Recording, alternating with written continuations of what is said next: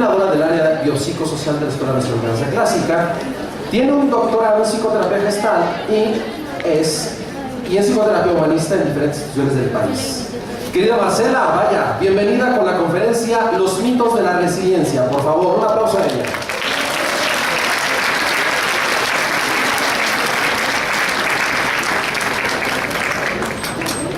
Está bien, ¿no? ¿Sí me escuchan? Bueno, no tengo doctorado. Doy clase de procesos corporales en el doctorado en psicoterapia humanista y en la maestría en psicoterapia gestal. Este tema de la resiliencia, pues es un honor compartirlo con ustedes. Es un tema que llegó a mi vida hace algunos años. Yo me he formado durante toda mi vida como psicoterapeuta corporal en diferentes vertientes, en la vegetoterapia, en la bioenergética, en la danzaterapia, etc. Y me dedico a la arteterapia de una manera, diríamos, autodidacta, de tantos años de trabajar como docente en lo que ahora es la Secretaría de Cultura y en el Instituto Nacional de Bellas Artes. Sí. Entonces, ¿a dónde lo enfoco? Ahí está, pero se ve feo.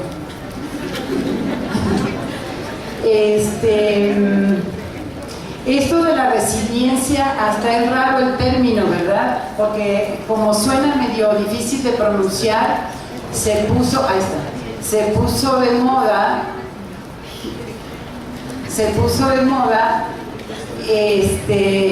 aunque no lo sepamos pronunciar, asociarlo al coaching, asociarlo a las constelaciones. Incluso escuché por ahí feminismo resiliente, ¿no? Como si el feminismo no fuera resiliente, como si cuando apareció el feminismo luchando por la liberación de las mujeres de su opresión, esto no fuera un acto resiliente. Entonces, por eso se me ocurrió esta conferencia sobre los mitos de la resiliencia, un poco hablando sobre qué no es resiliencia y qué sí es resiliencia. No porque yo lo diga, sino porque hay mucha investigación alrededor de este tema, hay grandes autores, grandes libros, publicación en revistas científicas en el campo de las ciencias sociales, en el campo de la psicología, en el campo médico incluso. No sé si ustedes saben que hay toda una línea de investigación sobre la neuroplasticidad y la resiliencia, sobre la plasticidad cerebral y la resiliencia. Por eso, qué bueno que se ha popularizado el término, o sea, que está de moda. Eso es bueno, ¿por qué? Porque ya mucha gente lo maneja, muchos colegas están viendo la posibilidad de integrarlo a su práctica, porque, bueno, esto tiene un impacto en la sociedad positivo, ¿no? Para ayudarnos a reconstruir nuestro tejido social, nuestro tejido familiar, reconstruirnos a nosotros mismos. Pero por otro lado se ha banalizado el término, se lo ha confundido a nivel epistemológico, a nivel metodológico, y entonces se lo aplica de una manera errónea. Se llega a manejarlo de una forma superflua, diría yo, y de una forma mal asociada, porque la resiliencia no es la nueva droga de la felicidad, ¿no? Yo soy resiliente, por lo tanto estoy feliz 24 horas del día, soy resiliente y todo el día estoy sonriendo, optimista. No es el club de los optimistas. Lo dice alguien que es pesimista, como yo, o sea, yo no soy muy optimista que digamos, pero bueno, pues así sobreviví, ¿no? Medio melancólica y medio depre y medio, ¿no? Como en mi tierra, ¿no? Que vengo de la tierra de la depre, ¿no? O sea, el tango y todo esto, entonces la gente en mi tierra, pues tiende a la depresión, ¿no? Entonces, no mucho como esta cosa optimista todo el tiempo, pues tampoco es algo normal que digamos, ¿no? O algo equilibrado. Y eso no es resiliencia. Pero antes de entrar a los mitos, vamos a ver si me funciona este aparato extraterrestre. que no sé para dónde tengo que apuntar. ¿Para aquí está bien? Ok.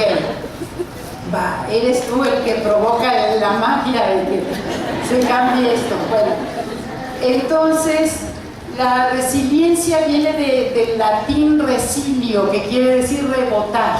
Y me van a decir, ¿qué tiene que ver rebotar con sufrir y con la adversidad? Pero rebotar quiere decir como un tirabuzón o como un resorte. Cuando tú vives una adversidad, caes y rebotas, resurges. A veces, diría yo, porque a veces no resurges, ¿no? Hay adversidades que no nos permiten resurgir. Pero bueno, vamos a los orígenes del latín. Es esta cuestión como de volver, de resurgir, como un resorte. Y el término resiliencia proviene del campo de la metalurgia y de la física, como esta capacidad que tienen los cuerpos físicos de soportar los choques, de soportar la presión y tratan de volver a su forma original. Por ejemplo, préstame una botellita de agua. Esta, mira. Si yo la apachurro, ¿no? Si yo la aprieto, la botella trata de volver a su forma original, o sea, no pretende convertirse en otra cosa, no pretende convertirse en una mesa o en una silla o en un gato, un perro, sino yo la aprieto, resiste la presión y tiende a volver a su forma original. Esto sería como los orígenes del concepto de resiliencia, pero algunos no estamos tan de acuerdo con esto porque después de una adversidad no vuelves a tu forma original. A lo mejor regresas más flaco, más gordo, ¿no? O regresas golpeado de esa adversidad psicológicamente, incluso físicamente. Hablo de lo gordo y de lo flaco porque soy psicoterapeuta corporal. Y las adversidades de la vida también pegan en nuestro cuerpo, pegan en nuestro sistema nervioso autónomo, y esto lo desarrolló Kahneman en los patrones de alteración somática. Sí, es bien interesante. Entonces, bueno, esta cuestión que tenemos como después de una adversidad, soportar los golpes y volver a nuestra forma original sería cuestionable desde el campo del desarrollo humano, de la trascendencia o de la psicología. En el campo de las ciencias sociales y de la psicología, la resiliencia, ese no es una escena de BDSM, o sea, esto es una coreografía de esta coreógrafa donde está trabajando el tema de resiliencia en el arte, en una coreografía sobre lo que es resistir y reponerse. Bien, es la capacidad que tenemos los seres humanos de hacer frente a las adversidades de la vida y salir fortalecidos de ella. Pero Edith Grover me gusta porque le introduce el término transformación, ser transformados. Porque no es nada más resistir, no es nada más aguantar, no es nada más resurgir, sino transformarnos, y yo agregaría trascender. Esto lo plantea Edith Grover. Es una estudiosa del campo de la resiliencia. Entonces, el andamiaje conceptual de la resiliencia se puede resumir desde mi punto de vista en tres grandes R's. Una es resistir. Si tú estás pasando una adversidad y no resistes, no hay resiliencia, porque te puedes morir en ese momento, ¿no? O sea, si te secuestran y no resiste tu cuerpo, o no resiste tu psique, te puedes psicotizar, puedes desarrollar un trastorno de personalidad, o tu mismo cuerpo puede sufrir un infarto, un accidente cerebrovascular, etc. Puedes morir en el intento de tolerar esta adversidad. Resistir es el primer paso, pero resistir no es resiliencia. No aún, es el primer paso. 2, reponerte de esta adversidad, y en ese momento es cuando entra el tutor resiliente o la red de apoyo, donde entramos nosotros, los terapeutas, los maestros, las familias resilientes, los amigos, la comunidad. Lo que hicieron en Argentina las madres y abuelas de Plaza del Mayo, reunirse entre ellas decían, nosotros no somos revolucionarias, nosotros somos señoras que se llevaban a nuestros hijos, y entonces se reunían cada jueves y se reunían en una casa a documentar. Encontraron a se escuchó que tal vez tu hija está capturada en tal lugar, y a mano, porque no había internet, hacían sus listas e iban buscando, pero construyeron entre ellas una red de apoyo. Entonces, en el proceso de reponerte, cobra sentido todo lo que tú hablaste ahorita, el otro como comunidad, como sostén, como apoyo, para poder entonces resurgir. No resurge solo de la resiliencia, o sea, de una adversidad, perdón. La resiliencia, para un proceso resiliente, es necesaria la presencia significativa del otro, que Boris Cyrulnik, considerado el padre de la resiliencia, le llama el tutor resiliente. Pero es curioso porque Cyrulnik dice que el tutor resiliente no solo es una persona, también puede ser, por ejemplo, una obra de arte, puede ser una actividad significativa que tú en ese momento de adversidad hagas, practiques, experimentes, y te lleve a resignificar la experiencia de adversidad, la experiencia traumática, y te ayude a resurgir. Ahora, en el punto de resurgir es bien interesante, porque aquí ya no depende de nosotros los terapeutas. ¿Qué sentido le vas a dar tú al resurgir? Eso es muy personal.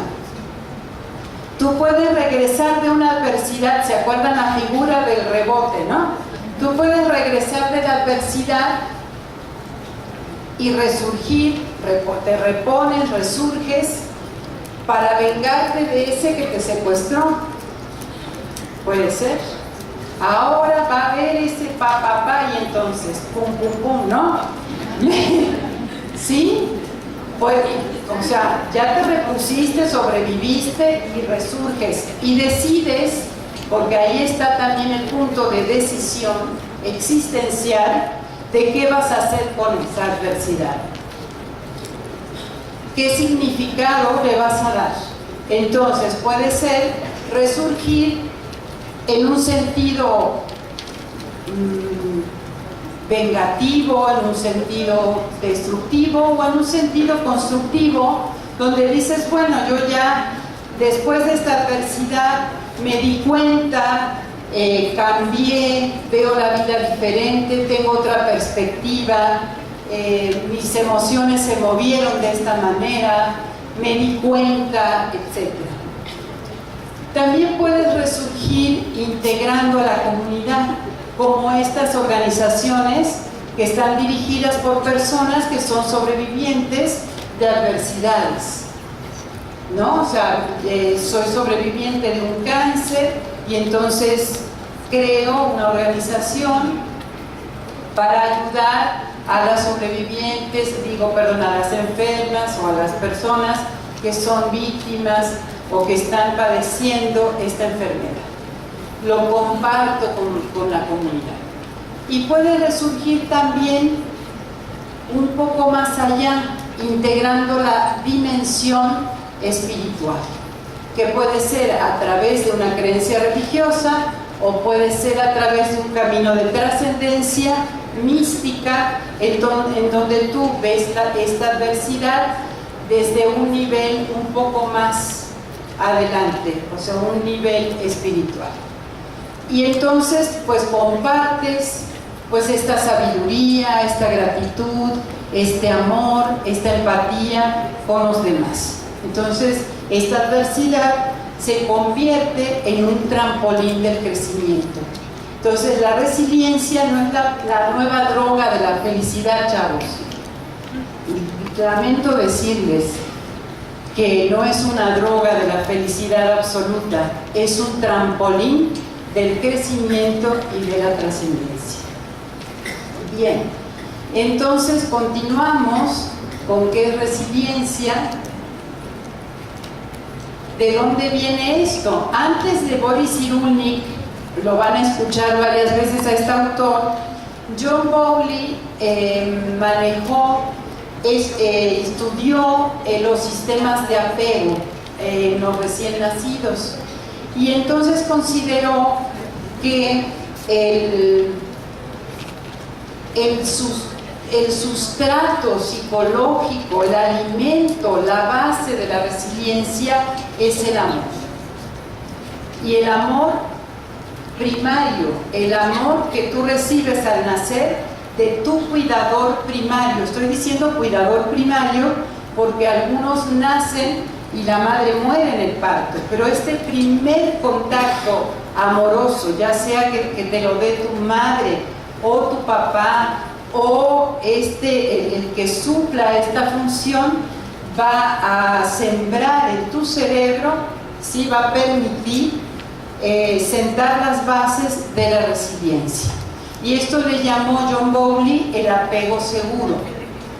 Entonces nosotros, los que manejamos, ya sea terapeutas o maestros o trabajadores sociales, el modelo filosófico, porque no es una escuela de psicología, no es un modelo de intervención clínica, es una cosmovisión, es una filosofía que la permeamos en nuestro trabajo.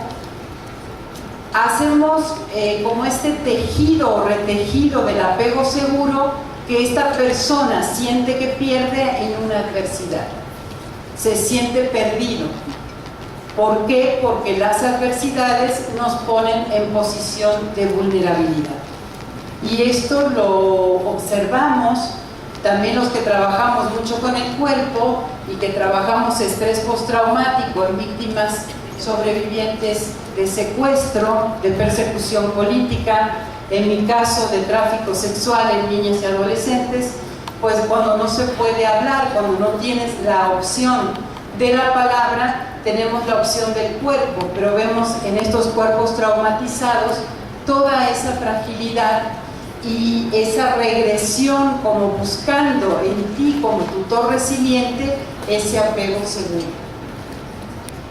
¿Sí? Hay una regresión y es un mecanismo de defensa que afortunadamente existe en nosotros.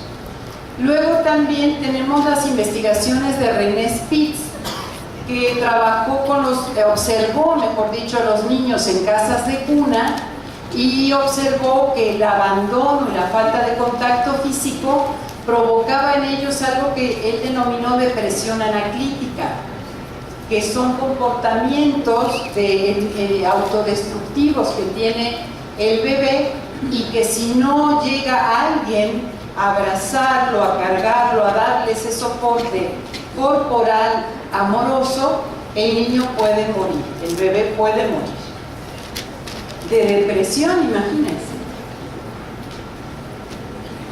Finalmente, el psicoanálisis habla de que la resiliencia podría compararse con la fortaleza del yo, pero nosotros no manejamos el modelo psicoanalítico, en mi caso, por lo tanto no me voy a extender en ese tema.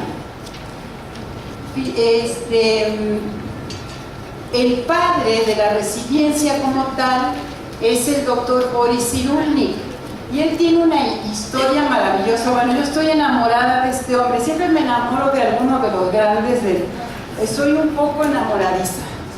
Estuve enamorada de Zygmunt Bauman, pero murió el año pasado, ya no me pude casar con él. Pero Cyrulnik, todavía tengo esperanza, no sé si su esposa me permita por lo menos darle un abrazo, porque son verdaderamente estos hombres congruentes, ¿no? Sus teorías con su vida, ¿no? O sea, él escribe este libro que se llama Los patitos feos. Sí saben el cuento de Patito Feo, ¿verdad? ¿En qué se convierte el patito feo? No todos, ¿sí? Algunos se convierten en un espantapájaros espantoso, pero bueno, pensemos que todos tenemos ese potencial de transformarnos, como hablaba Felipe, ¿no? De transformarnos, de trascender y de convertirnos en ese cisne. Y dice Cyrulnik, yo de niño era un patito feo porque los nazis lo capturan, él nace en Francia, hijo de una familia judía, y entonces, bueno, capturan los nazis a toda su familia y matan a toda su familia en los campos de exterminio. Y él se escapa del campo de concentración a los 6 años. Imagínense, yo siempre me he puesto a pensar cómo le hizo un niño de 6 años para tener la perspicacia, que es uno de los factores protectores de la resiliencia, y poder escaparse del campo de concentración. Es una maravilla, pero su infancia fue terrible, porque se la pasó como niño en los hogares de acogida, ¿no? En los orfanatos, y él finalmente estudia el comportamiento animal. Es algo que él empieza a observar, cómo los mamíferos se reúnen en manadas para protegerse, cómo los mamíferos curan sus heridas lamiéndose, ¿sí? Y lamiéndose unos a otros, cosa que los seres humanos hemos perdido. Ahora curamos nuestras heridas poniéndolo en Facebook. Ay, manita, esto me siento tan mal, no sabes. Mi novio me dejó. Sí, claro. Y esa es una de las formas que tienen las redes de trata de enganchar a los adolescentes a través de las redes sociales. No digo que no las tengan redes sociales, pero sepan usarlas. No se muestren vulnerables en las redes sociales. ¿Ok? Entonces, Boris Cyrulnik estudia etología. ¿Sí saben qué es la etología? El estudio del comportamiento animal, y es considerado Cyrulnik el padre de la etología. Luego estudian medicina, por supuesto, neuropsiquiatría, psicoanálisis, etcétera, etcétera. Y finalmente, bueno, pues es considerado el padre de la resiliencia y plantea dos grandes términos, o dos grandes conceptos que a mí me encantan: el del tutor resiliente, que ya hablamos de él, y el oxímoron. Esto que suena medio raro, bueno, el oxímoron es esta capacidad que tiene el ser humano de poder aislar el evento traumático en tu psique para poder sobrevivir. O sea, soy sobreviviente de abuso sexual, pero el abuso sexual no puede invadir, inundar mi vida. Entonces el oxímoron es como un mecanismo de escisión de la psique, pero no considerada como en el psicoanálisis, como un mecanismo defensivo neurótico, sino como un mecanismo de protección que tenemos, de autoprotección. Los psicoterapeutas corporales diríamos de autorregulación neurovegetativa, para poder tolerar la adversidad y poderla aislar y que no permee toda tu vida. Si te secuestraron hace 10 años, pues no puede eso invadir tu vida. Tú seguiste viviendo y te casaste, o sea, lo que hizo Cyrulnik, ¿no? O sea, fue capturado en un campo, un niño huérfano, pues se casó, tuvo hijos, estudió, ¿no? O sea, su vida continuó. Cuando el proceso resiliente, dice Cyrulnik, es poder entrar a ese oxímoron e impedir que se necrose. ¿Saben qué es necrosar? que cuando se muere el tejido, ya ven que se empieza a poner negro el tejido del cuerpo. Bueno, esto sería como una necrosis psíquica. La intervención clínica resiliente o la intervención pedagógica o psicosocial, el acompañamiento resiliente, permite que este oxímoron, ¿no? O sea, este mecanismo de escisión detenga su proceso de necrosis, porque una adversidad que no es tratada, que nunca tú la abres y la hablas y la narras, o la trabajas en terapia, o la trabajas a través de algún proceso creativo, artístico, etcétera, puede necrosar tu psique, puede detenerte en esa área de tu vida. No digo en todo, no digo que te mate, a veces sí, depende de la adversidad. Depende de la adversidad. Imagínense una niña traficada sexualmente a sus 8 años, ¿no? O sea, puede detener su vida sexual, su erotismo, el contacto con su sexualidad, ¿no? Pero este oxímoron ayuda a que tu vida pueda continuar a pesar de la adversidad. Entonces, bueno, Cyrulnik trabaja estos términos y habla de proceso resiliente, no la resiliencia como un don divino, como un rayo que llega y te dice ya tú eres resiliente porque Dios lo dijo. No, es un proceso que depende de un trabajo personal, de una conciencia, de una reflexión, de un darte cuenta. Por eso es muy importante que la persona tenga afuera elementos de alfabetización. ¿Por qué es importante la alfabetización? Porque tener elementos aquí cognitivos que te permitan reflexionar y decir sí, estoy viviendo en una adversidad. Te permite darte cuenta. Si tú no sabes leer y escribir, no puedes conceptualizar qué te está pasando, no puedes ponerlo en palabras, no se lo puedes decir a otro y pedirle ayuda, no sabes cómo poner en palabras lo que sientes. Es muy importante también las condiciones nutricionales, de justicia social, que no tengas estrés, violencia, todo eso que estamos viviendo, que no vivas, que no estés rodeada de injusticia, ¿no? de desnutrición, de analfabetismo, etc. Esto le llamamos a resiliencia los factores de riesgo. Por eso la resiliencia se da en un balance entre tus factores protectores internos, como son tu autoestima, tu sentido del humor, tu creatividad, ¿sí? Etcétera, tu capacidad de reflexiva, tu autonomía. Todo esto se llaman factores protectores internos. Los factores protectores externos, que son el punto resiliente, ¿no? La red de apoyo, la alfabetización, etcétera, y los factores de riesgo. Si prevalecen los factores de riesgo, es difícil que este proceso resiliente pueda detonarse en ti como un proceso sanador. Entonces, pues es muy fácil hablar de resiliencia, pero no es un proceso pasivo, no es algo pasivo, ni es un don divino.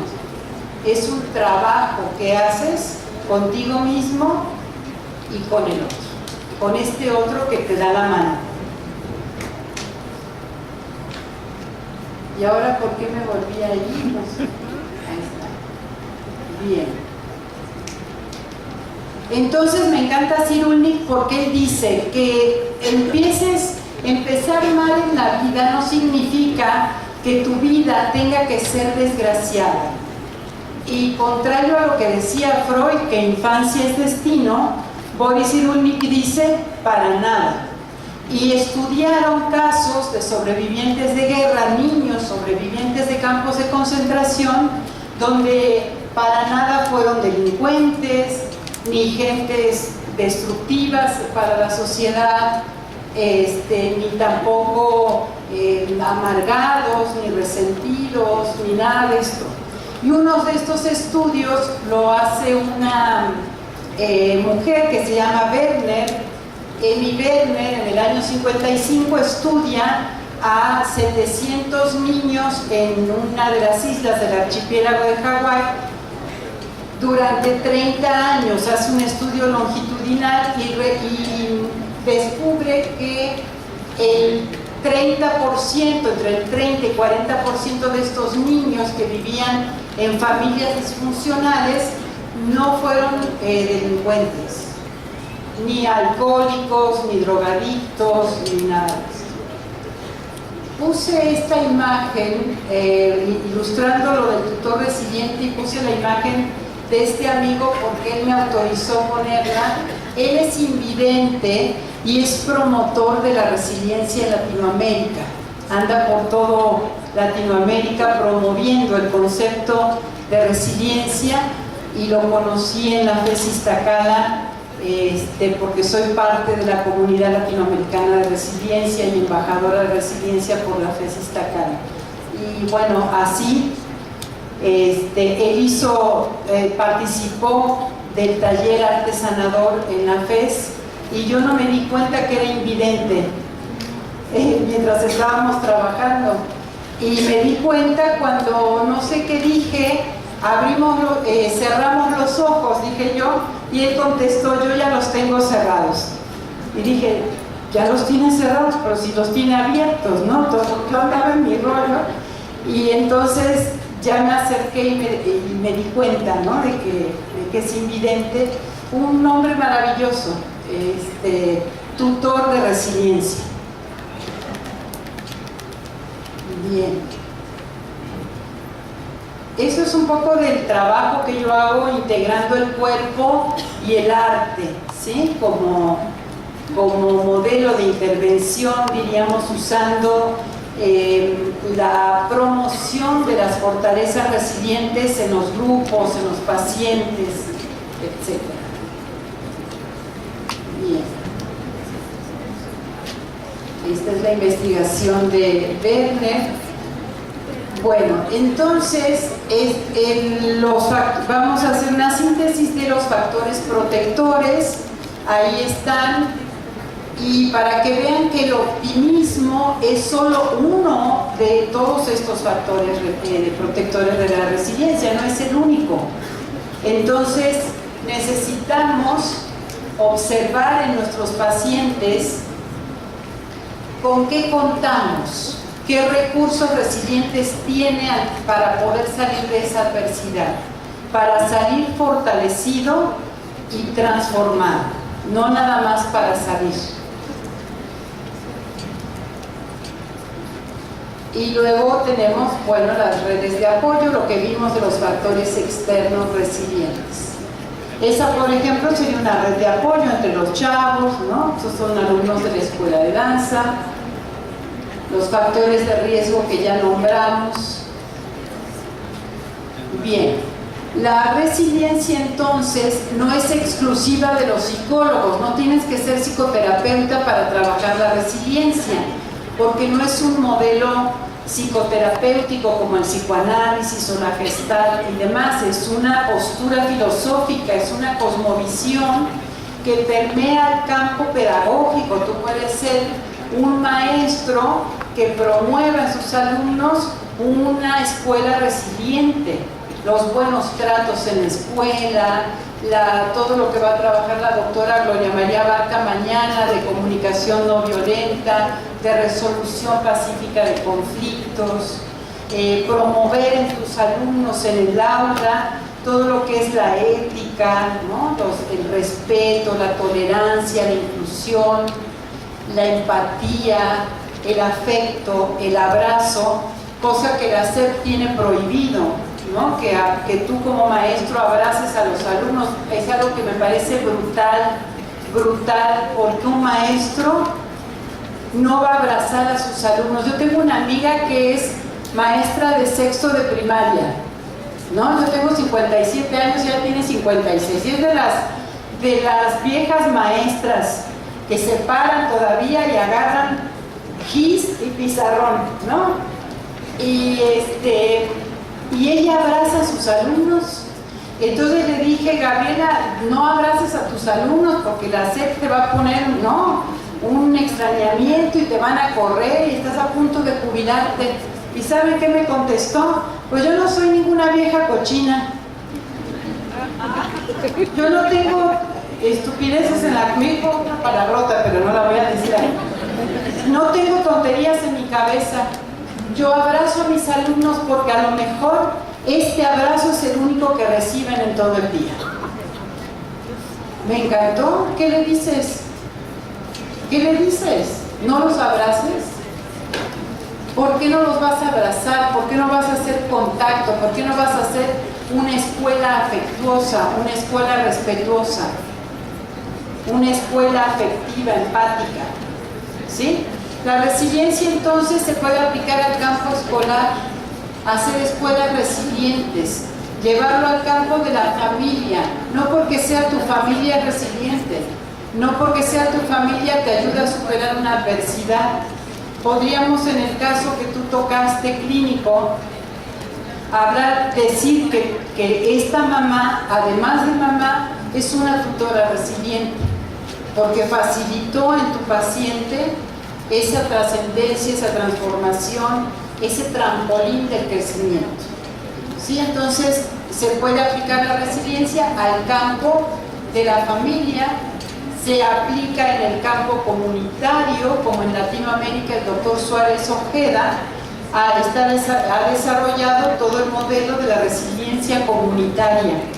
¿Qué es la resiliencia comunitaria? Esto que pasa cuando hay sismos, ¿no? En la Ciudad de México todos salimos y nos ayudamos y demás, pero a esto hay que darle seguimiento, no dejar abandonados a los del multifamiliar de Tlalpan, ¿no? Porque nada más cuando se les cayó el edificio somos resilientes o somos muy humanos y empáticos y ahora los dejamos abandonados. Hay que seguir trabajando con ellos, no hay que dejar a la gente sola, acompañarlos, escucharlos, acercarles una frazada, ver qué necesitan, hacer actividades con los niños. Eso es resiliencia comunitaria, hay mucho por hacer. Y la resiliencia clínica, la intervención que nosotros sabemos hacer como psicoterapeutas desde el modelo que cada quien trabaje y que quiera integrar la filosofía de la resiliencia a su trabajo terapéutico. Bien. ¿Qué puse ahí que no veo? Los modelos. Bien. Es que tengo que usar dos lentes y es una lata. Prefiero dejarme uno y ya que me ayuden ustedes. Los modelos, ahorita vamos a los mitos, ya terminó. Los modelos son modelos en constante revisión, construcción e investigación. Son modelos para explicar la resiliencia o son modelos para aplicar en momentos de adversidad o en circunstancias difíciles, muy prácticos, muy pedagógicos. Por ejemplo, el modelo de Grove es un modelo que se usa con los niños cuando están en situaciones de adversidad. Por ejemplo, que el niño reconozca quién es, que no pierda su sentido de identidad. Entonces usas el yo soy, el yo tengo, que reconozca qué recursos hay para él, el yo elijo, ¿no? Y el yo hago. Creo que está bien lo que dije porque yo luego lo cambio. Yo soy, yo tengo, yo puedo y yo estoy. Pero bueno, en el yo estoy puedes usar el yo decido. Con esta adversidad, ¿qué decido hacer? Ese es el modelo de Grover, está el modelo de la casita de Van Stendhal, está el modelo del escudo de la resiliencia que se usa en la comunidad latinoamericana de resiliencia, donde cada símbolo del escudo mexicano representa una fortaleza para esta sociedad, para esta comunidad, para este pueblo, ¿sí? Para identificarnos como nación. Y hay otros modelos en construcción, el modelo que estamos trabajando con la doctora Gloria María Barca, integrando el arte sanador y el orientado hacia los estudios de paz, y el modelo de la doctora Gloria Beltrán, que trabaja 4 momentos de la resiliencia, para llegar a la resiliencia. Uno es la víctima. 2, mover a la víctima al lugar del sobreviviente, porque es muy diferente decir soy víctima de abuso sexual infantil. Entonces el cuerpo, si yo aquí digo soy víctima, me pasa algo, no estoy como Bert Hellinger que hace cosas raras cuando en eso, pero pasa algo en el cuerpo. Si yo digo soy víctima, si yo me cambio aquí digo sobreviví, soy sobreviviente de abuso sexual infantil, mi cuerpo tiende a tomar como una dignidad, a tomar una postura diferente y cambia mi respiración. Pruébenlo, no se los puedo poner ahora, pero háganlo, siéntanlo con el cuerpo. Luego me empodero, trabajo con esto que me pasó, con esta adversidad, y entonces me siento pues mejor en mi energía, con otros valores, con otra, ¿no? Y luego viene la resiliencia. Y luego viene, si yo quiero, si está en mi, ¿no?, en mi camino, en mi trabajo personal, la trascendencia. Es bien diferente decir soy víctima de a ser sobreviviente. Creo que eso ya te mueve de lugar, pero para pasar a la resiliencia necesitas pasar por aquí, que es trabajar con eso que te pasó. Necesitas trabajar con esa adversidad, no necesariamente en terapia, no necesariamente. A veces se trabaja en resiliencia comunitaria o escolar, etcétera, dependiendo de la adversidad. Bien, estos son los modelos: la casita, el de Grope, del arte sanador. Entonces esas son mis monerías que hago en diferentes lugares, en el Carl Rogers, mañana aquí, ¿no? Pero, por ejemplo, este trabajo de estos dibujos son con sobrevivientes de abuso sexual, estos. Se llama, yo le llamo pintura transformativa, es un invento mío que así le puse, pero es un trabajo con artes plásticas, donde transforma el dibujo, o sea, como hay una parte que ustedes ven que es oscura o es difícil en el dibujo, y en el mismo dibujo tienen que pintar la transformación. ¿Sí lo pueden observar? ¿O son alucines míos? A lo mejor sí, ¿verdad? Uno me va a decir, pues sí, pero no se lo hubiera hecho. Muy bien, ahí estoy trabajando con una coreografía sobre las muertas de Juárez, haciendo acompañamiento a las bailarinas y a los bailarines para poder entrar en el tema. Esto fue en el 2004. Por eso, pues, estaba joven y bella, ¿verdad? Ok. Ahora vamos a los mitos de la resiliencia. ¿Tengo tiempo? Ni modo, porque lo tengo que decir. Ya que me digan, ¿quedan 5 minutos? Ok. Bien. ¿Qué no es resiliencia? Resiliencia, esto yo lo saqué de lo que escucho, que dicen los pacientes, la gente, los colegas, ¿no? Que dicen, por ejemplo,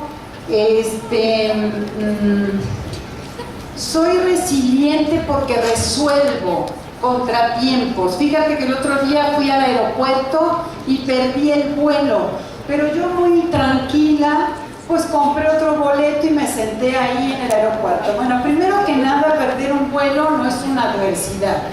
Segundo, tienes dinero para comprar otro boleto, ¿verdad? Para estar tan tranquila y verlo como una aventura. Ahora, si eres miembro de una familia de Siria que tiene que tomar ese vuelo para ser recibido en Canadá, como refugiado, sí es una adversidad que pierdas el vuelo. Entonces la adversidad, como bien dicen en la psicología sistémica, pues todo depende del contexto. O sea, para uno, o sea, es una adversidad para una familia siria perder ese vuelo. ¿Sí me entiendes? Es una adversidad dentro de la adversidad que ya están viviendo por las condiciones de Siria. ¿Sí? Ahora, hiciste una fiesta y llegaron, no sé, más de los invitados que habías invitado, típico en México, ¿no? Porque yo cuando vine a México enloquecía, porque en mi tierra, no sé, si tú invitas a 2, tienen que llegar 2, y si llegan 3, pues es traumático para nosotros. Pero yo no entendía eso de echarle más agua a los frijoles. No entendía. A mí me decía mi marido, échale agua a los frijoles. ¿Agua? ¿Cómo les voy a dar a tomar agua con frijoles? ¿O cómo estaba la cosa, no? O sea, para mí sí era una adversidad, no un contratiempo. Pero bueno, que pase eso son contratiempos de la vida, pero no son adversidades. No se olviden que la resiliencia se da en contextos de adversidad. Fue estudiada en marcos de adversidad. Fue estudiada por la adversidad, por los sobrevivientes de guerra, por los desplazados, por las sobrevivientes de abusos psicológicos, de violencia, etc. No fue la resiliencia, el estudio de la resiliencia no surge de los contratiempos, sino de las adversidades. ¿Ok? ¿Queda claro esto? Entonces, que tú resuelvas, pues tienes dinero, o eres buena onda, o eres flexible, creativo, no te ahogas en un vaso de agua, eres mexicano, sabes lo que es meter agua a los frijoles, ¿no? Y ya, pero eso no es resiliencia. Ok, soy resiliente porque me río de los problemas, yo siempre soy humorista, soy optimista. Aquí tengo un conflicto existencial. Esto de ser optimista que maneja el coaching es muy de esta época, que bien diría Zygmunt Bauman, las sociedades y el hombre líquido. O sea, todo es light, todo es padre, todo tiene que ser exitoso, arriba, tú puedes, échale ganas. Yo nada más les digo una cosa, eso no es resiliencia, eso puede ser felicidad materialista, optimismo maníaco, o puede ser un sociópata que no te importe nada, que no tengas empatía con el dolor. Porque les voy a decir una cosa, los payasitos que llegan a los hospitales con su nariz de payaso, a veces a mí me da ganas de golpearlos, porque yo he estado hospitalizada con cirugías de 7 horas, y si a mí me llega un payasito feliz cuando estoy despertando de una anestesia después de 7 horas, lo que menos quiero es que me diga ¡hola! No, de veras, antes de ponerte la nariz de payaso, ponte el traje de la empatía, ponte el traje del corazón, sé sensible al contexto, porque en el hospital hay muchos tipos de pacientes y hay muchas maneras de confrontar la situación del dolor, de la incapacidad física. Van con la nariz de payaso con los niños con cáncer. Muy bien, el niño puede reír, pero ninguno de ellos voltea a ver a la familia. Y ahí está la mamá, con el dolor aquí, con la garganta apretada, el papá verdaderamente compungido, y no se fijan en ellos, porque no hay empatía. Entonces, el sentido del humor es solo uno de los factores protectores de la resiliencia, y no es necesario. Tú puedes pasar por una adversidad sin ponerte happy nunca, o sea, no hay problema. Es más, si lloras, está bien, porque amerita llorar, ¿no? Y eso no quiere decir que no seas resiliente. Eso no quiere decir que no seas resiliente. Ojo con eso, porque si no hay mucha gente que dice, ay, yo no soy resiliente porque a mí no me da risa. No, pues mija, ¿cómo te va a dar risa? Si está terrible la adversidad que estás pasando, si no es para reírse. ¿Sí se dan cuenta? Los factores protectores de la resiliencia se tienen que dar en conjunto y a veces el sentido del humor no es necesario. Pero sí tienes una perspectiva, diríamos, positiva o una perspectiva flexible de la vida o agradecida, con eso yo vibro mejor que con el optimismo. ¿Ok? Porque lo he visto en los hospitales, vengo de una familia de médicos y he estado mucho en hospitales trabajando. Con esto de la nariz del payaso, que en arteterapia es un trabajo bien importante trabajar con la nariz del payaso, pero tiene un sustento en la pedagogía del oprimido, tiene un sustento en los trabajos de teatro que hizo Augusto Boal y Eugenio Barba en Brasil. Todo el trabajo del clown tiene mucho sentido si lo trabajas bien. Pero nomás ponerte una nariz de payaso cada vez que vas a hablar de resiliencia, pues eso son payasadas, no es resiliencia. No es resiliencia. Bien, soy resiliente porque creo en Dios y perdono.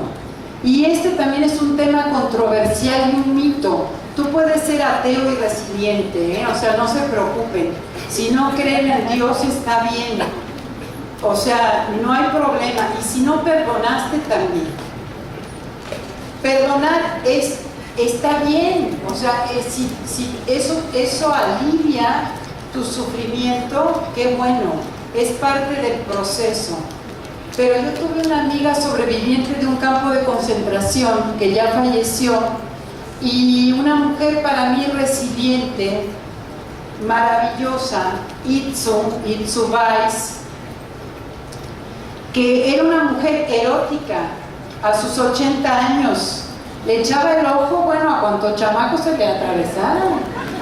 Pues sí, era una mujer erótica, le gustaba el amor, la vida, sonreía, luchaba por los derechos de las mujeres, le gustaba el arte, era traductora, maestra de idiomas, sobreviviente de un campo. Cuando llegan los norteamericanos a liberar el campo, ella tenía 14 años y pesaba 20 kilos. Ella y su hermana menor la rescatan del campo y sus padres los matan, nunca más los volvieron a ver. Sus hermanos migraron a México, bueno, etc. Y una vez platicando con ella, se me ocurre a mí hacerle mi sabia pregunta y decirle: oye, Itzu, ¿y tú ya perdonaste a los nazis? Y ella voltea así con cara de: ¿cómo? Me dice, ¿qué había que perdonarlos? Es que nunca se me ocurrió perdonarlos. Y siguió platicando muy tranquila, ¿no? O sea, el anclaje con la vida, el poder hacer por los demás cosas positivas, el ser una persona sana físicamente y mentalmente, es suficiente perdón. ¿Sí me entienden? No necesitas perdonar para ser resiliente. Y ella me dijo: por supuesto que no los pienso perdonar. Y yo dije: calla, no digas más nada. Ya me contestó todo, porque lo que me contestaba a mí era su vida, su congruencia con la resiliencia. Y por supuesto que ella nunca hablaba de resiliencia, porque ella no manejaba el término, ella la vivía. Ella vivía la resiliencia. Bien, soy resiliente porque me atrevo a soñar con lo imposible. Pues esto es para el coaching empresarial. Ponte tus metas, sueña que eres Carlos Slim y demás. Pero eso no es ser resiliente. Eso incluso puedes revictimizar a alguien diciéndole que sueñe con lo imposible. Sin embargo, Cyrulnik considera que el poder de la imaginación en momentos de adversidad puede ayudarte para poder hacer este oxímoron, o sea, para poder, a través de la imaginación, soportar la adversidad. Y él cuenta que cuando estaba en el campo de concentración, se imaginaba que se metía como en una burbuja y aparecía en un bosque lleno de animales maravillosos, y entonces así se podía dormir. O sea, la imaginación como parte de un proceso creativo, como un ejercicio del pensamiento creativo, sí puede ser un recurso resiliente. Pero se vale soñar y todo esto, y sueña con lo imposible. Cuidado, porque eso no es resiliencia. Eso puede revictimizar. ¿Sí? ¿Estamos de acuerdo? Sí. Bueno, porque lo van a escuchar. Bueno, soy resiliente porque resisto. Tú resistes y te puedes quebrar. O sea, resistes 20 años a una relación destructiva con un hombre o una mujer violenta. Y un día de estos mueres de un golpe. Cuando, ¿no? El ciclo de la violencia, la reconciliación, ya vuelve la tensión y ¡pum! Entonces, resistir, ¿soy resiliente porque resisto? No. La resiliencia se tiene que dar en el campo de lo vital, de lo erótico, de lo flexible, de lo conectado con el cuerpo, con la empatía, con el autocuidado. No con resistir. Esto no es de Superman. Ser resiliente no es ser superhéroe. No resistas. No resistas el burnout. Te va a tronar físicamente. No resistas a ese jefe que te maltrata. No resistas. No resistas. Sí, resurge y sé resiliente, pero no resistas. Soy resiliente porque me la aguanto yo solito y no lloro. La resiliencia, dijimos, se da en comunidad. Te ayuda a salir de la adversidad, la presencia amorosa, empática del otro. Entonces, llora. Eso no te impide ser resiliente, al contrario. Y también no eres resiliente en todas las áreas de tu vida. Hay adversidades con las que a lo mejor no puedes, o no pudiste, o no estás pudiendo, y entonces necesitas la humildad para decir, yo con esto no puedo y está bien. Y está bien, eso no me hace menos resiliente. Eso pienso yo de estos mitos de la resiliencia, porque no se trata de ser el superhéroe. Bien, soy resiliente porque así nací, como si no tuviera yo que hacer nada para salir transformado de una adversidad. Así naciste, no. Tenemos el potencial, ¿no?, de los patitos feos poder convertirnos en cisnes. Pero si tú naces con un cerebro con condiciones genéticas complejas, como un síndrome de Down severo, o con una parálisis cerebral, con una condición física difícil, va a ser muy difícil que tú puedas afrontar no las adversidades, los contratiempos de la vida. Entonces, aquí sí hay una discusión entre los estudiosos de la resiliencia que consideran que todo mundo es resiliente y todo mundo puede. No todo mundo puede. Uno de los factores que influyen también en tu capacidad de resiliencia son las condiciones genéticas. Y esto no lo dice la doctora Kotlarenko de Chile, lo decía ya antes Erik Erikson cuando habló del principio epigenético del desarrollo y habló de la importancia de la biología en nosotros, para poder tener recursos biológicos que nos permitan resistir y resurgir de una adversidad. Bueno, estos son mis 7 mitos de la resiliencia. Próximamente saldrá mi libro, porque ustedes saben que está de moda poner los 4 acuerdos, los 5 no sé qué y los 7 no sé cuánto. Entonces, estos son los 7 mitos de la resiliencia, lo que no es resiliencia desde mi muy humilde opinión y experiencia. Y quisiera cerrar esta plática con ustedes pidiéndoles que cuando hablemos de resiliencia vayamos a leer un poco, a estudiar, a buscar en internet, en revistas científicas. Hay mucho escrito y de muy buena calidad y no para vender un curso inventemos cosas raras que he leído por ahí, como resiliencia humanista. O sea, díganme cuál es la resiliencia no humanista, ¿no? Por ejemplo. O el feminismo resiliente, ¿cuál sería el feminismo no resiliente? Uno que no quiera la liberación de las mujeres, no sé. Tarot resiliente va a existir, o Reiki resiliente, o constelaciones familiares resilientes. A todo le vamos a poner la palabra resiliencia, como ahora a todo le ponemos la palabra neuroflores, ¿no? O a todo le ponemos la palabra humanista, neuroresiliencia humanista. Bueno, un hitazo sería el libro si se llamara así, ¿verdad? Pero el doctor me va a correr. Ya que se va. Realmente lo digo, prefiero reírme a enojarme. Prefiero reírme a llorar. Porque cuando veo esto digo, tanta gente trabajando por el bienestar humano, para que 2 o 3 mercaderes del desarrollo humano, entre comillas, se dediquen a banalizar, a hacer de la resiliencia una resiliencia líquida, como decía Bauman. No lo decía Bauman, esto es invento mío. Lo de resiliencia líquida, pero sí lo líquido. Lo líquido como lo que se va rápido, lo superfluo, descontextualizado. O sea, realmente no hagamos de la resiliencia una resiliencia líquida.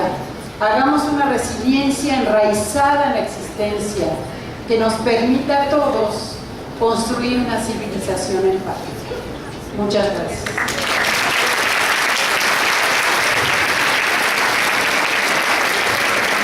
Gracias, Patricia. Muchas gracias. Otro aplauso para ella, por favor. Y pido de nueva cuenta la presencia de Vicky y Nati, por favor, para que le den su reconocimiento y este presente hermoso.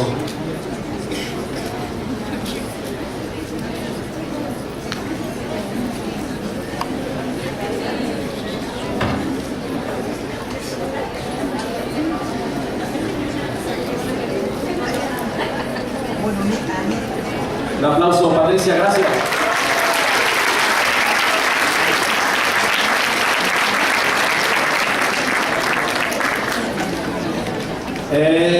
Pues, ok, guys, ¿qué creen?